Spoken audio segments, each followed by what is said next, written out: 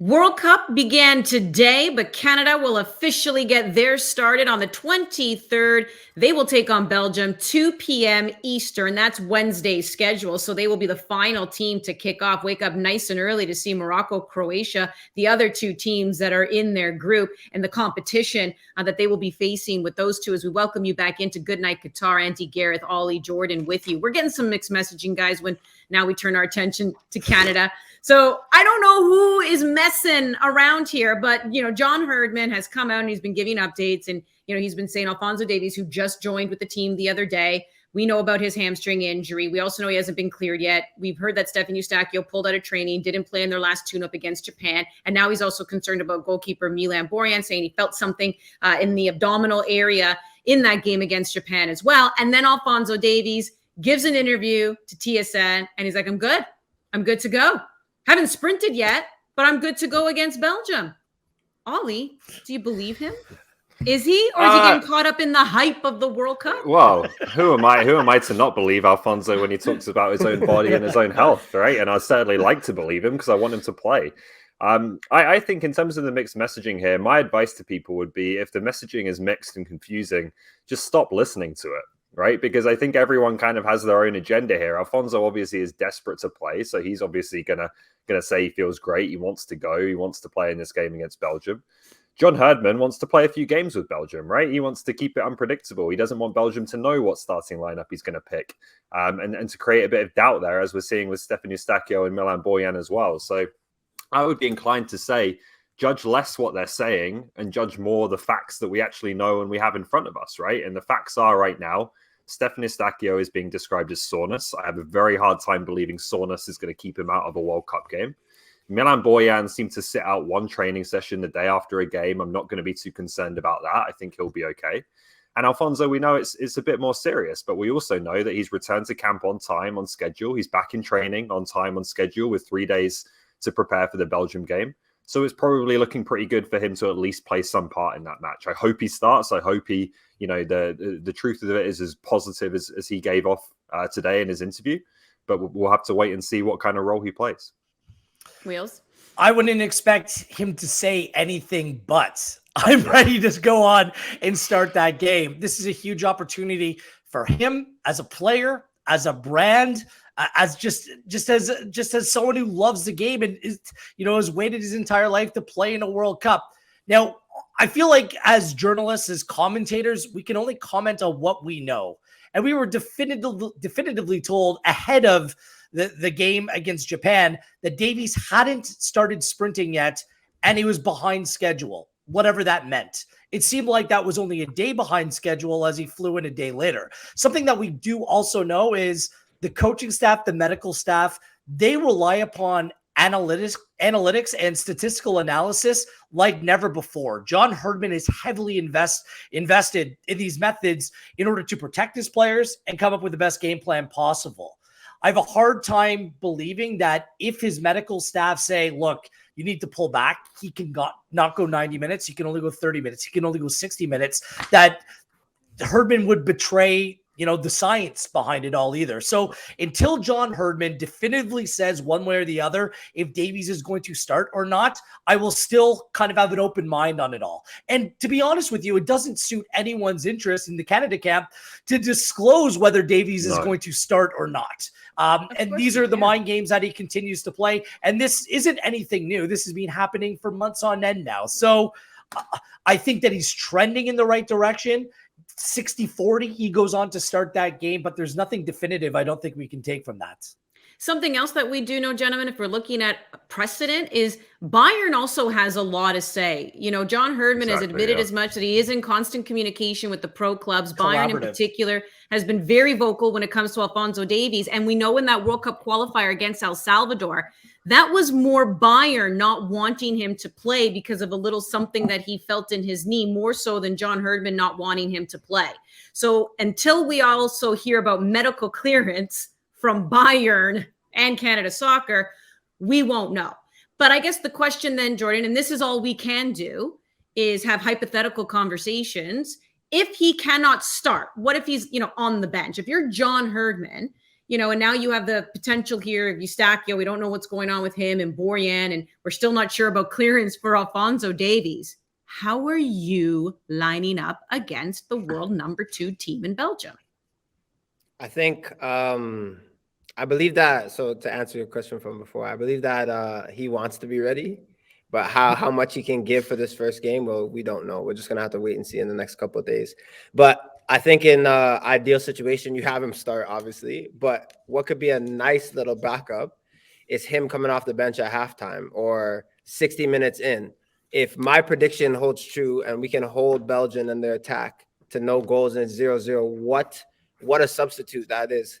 Him coming in the 60th minute, maybe with the likes of Larea, maybe with Cavallini at the top, just coming with and infusing the Canadian team. So for me, we just got to really be careful because he is the X factor and he is the ace card. I don't want a situation where we maybe push him too soon or he's too eager to come back and we lose him for the rest of the tournament. So even if that means him coming off the bench, that's still a win for us having him. And then we go and maybe try to win those games against Croatia and Morocco. So for me, it's just important that he takes the right steps. But him coming off the bench is not the worst thing in the world. I feel like most Canadians would love that. Well, let's talk about their opponent because speaking of mixed messaging, I don't know what's going on here. I feel like there is definitely this sentiment from a lot of Canadian fans, and they're pretty hopeful that Belgium is an older squad. They're one of the eldest that will be competing at the World Cup. That back line looking pretty old, and it's like, all right, wait a second. I think we can get a result here.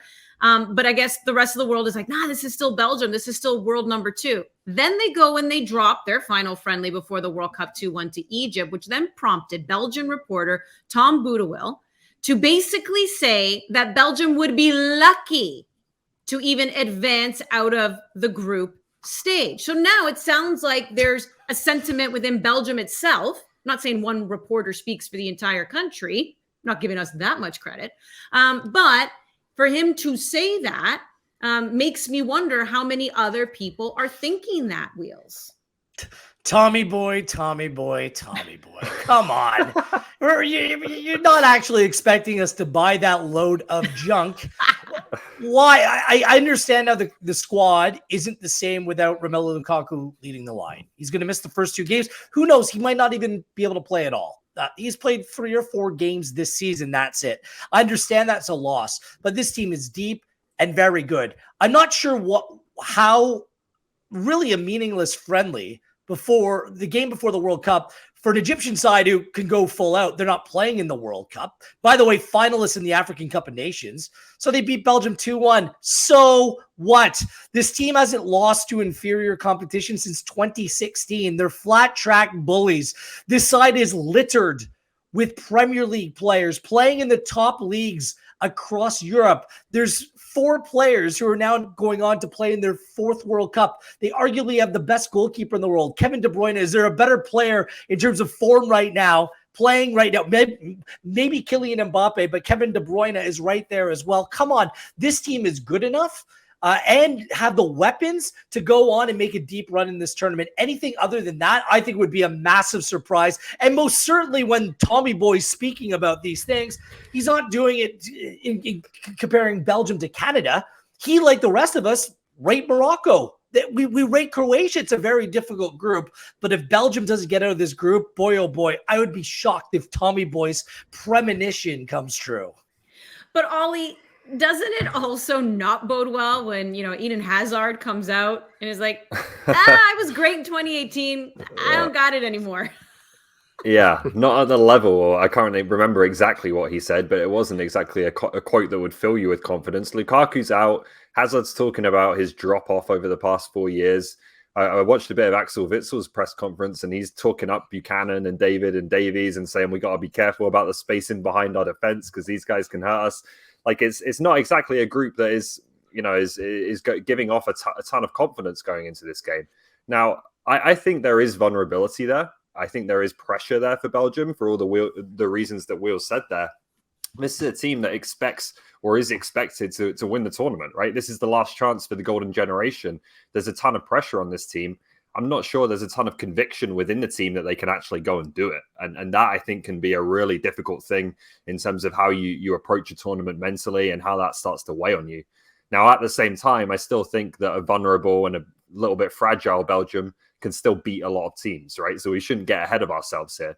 But do I think there's a little bit of a chink in the armor that John Herdman is going to latch onto and try and attack and try and exploit in any way he can? Yes, I do think that's there. And it's going to be interesting to watch, even if it doesn't manifest itself against Canada. I think it could be a storyline in this tournament as it goes on. I always wonder, Jordan, when you're getting set to take on a team and they're basically bigging you up. We know there's gamesmanship and everything too, but I'm wondering how you're feeling as a player. Yeah, if you're hearing Axel Witsel, saying these guys are so great and they can really hurt us. Are you even paying attention to the other team when they speak, or do you take to heart things they say? I think it depends on the situation. I think right now Belgium is going into this game against Canada saying, like, we got this. We shouldn't be afraid. Now, I think for Canada, that works to their advantage.